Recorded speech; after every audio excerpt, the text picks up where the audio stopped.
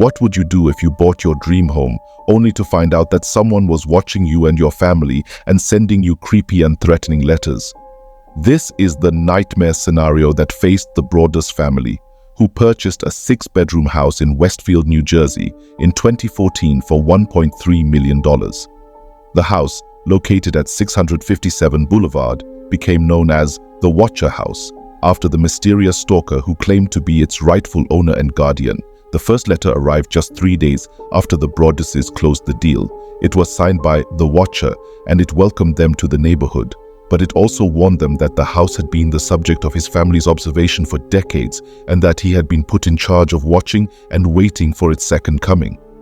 He also asked them if they had found what was in the walls, and expressed interest in their 3 young children, whom he called young blood. The Broadduses were alarmed and disturbed by the letter, but they hoped it was just a prank or a hoax.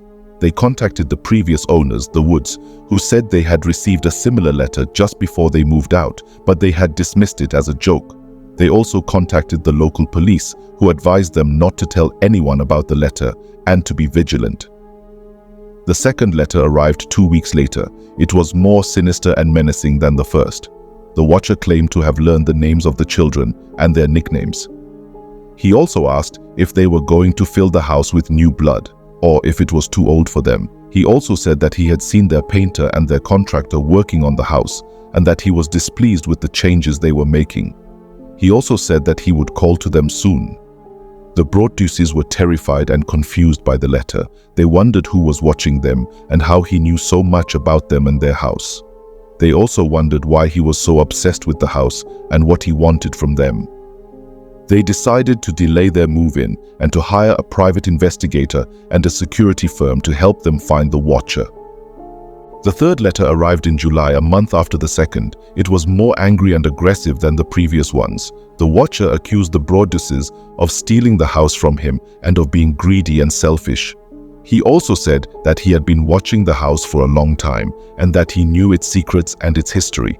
He also said that he had seen the children playing in the backyard and that he was planning to lure them to the basement where he would make them his.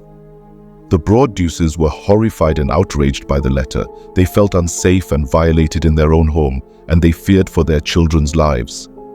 They decided to put the house up for sale and to sue the Woods for not disclosing the first letter they had received. They also decided to go public with their story and to seek help from the media and the community.